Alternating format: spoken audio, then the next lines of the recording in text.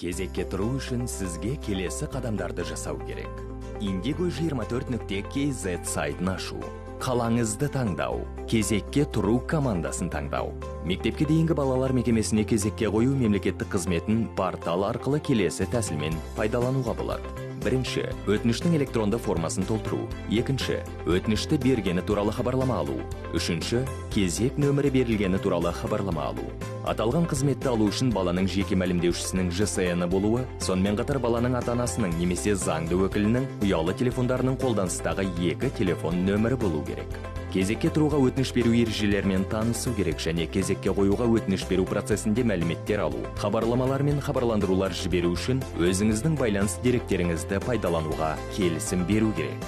Индигода қарапайым кезекке, сонымен қатар түзету кезегіне де тұруға болады. Бірінші қадам, ата-ананың байланыс деректерін толтыру. Жұлдызшамен белгіленген жиектерді міндетті түрде толтыру керек. Телефонның негізгі нөмірі және телефонның қосымша нөмірі бөлімдерінде нөмірді толтырып, растау кодын жіберуді басу керек. Көрсетілген нөмірлерге растау коды келеді.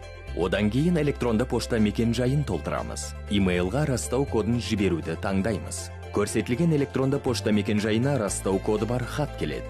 Ата-ананың байланыс деректерін толтырған соң, әрі қарай батырмасын басу арқылы келесі парақшаға өтесіз. Екінші қадам, ата-ананың байланыс деректерін толтыру. Ашылған терезедегі ата-ананың немесе заңды өкілдің ЖСН-ін енгізу керек және тегі, аты, әкесінің аты толтыру батырмасын басу керек. Жиектемедегі тегі, аты, әкесінің аты, туған күні, жынысы автоматты түрде толтырылады. Баланың ЖСН-і жиектемесінде ЖСН-ін енгізіп, тегі, аты, әкесінің атын толтыру батырмасын басу. Жиектемедегі тегі, аты, әкесінің аты, туған күні, жынысы, туу туралы куәлік нөмірі, тұрғылықты жері автоматты түрде толтырылады. Ата-ана мен бала туралы ақпарат толтырылған соң, жалғастыру батырмасын басу арқылы келесі парақшаға өту керек. Үшінші қадам, жеңілдіктер туралы мәліметтер.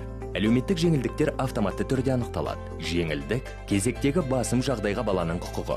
Қолданыстағы заңнамаға сәйкес жеңілдіктер кезектен тыс қойылатындар мен бірінші кезекте қойылатындар болып екіге бөлінеді. Егер сіз кезектен тыс жеңілдікке ие болсаңыз, жеңілдікті растайтын құжатты қоса бекіту керек. Жалғастыру батырмасын басу арқылы келесі парақшаға өту керек. Төртінші қадам, хабарламаға алуға келісімді растау. Хабарлама түрі мен хабарлама тілін көрсетеміз. Мәліметтерді пайдалануға келісім беру керек. Жалғастыру батырмасын басу арқылы келесі парақшаға өтеміз. Бесінші қадам, өзіңіздің деректеріңізді тексеру. Бұл соңғы кезең.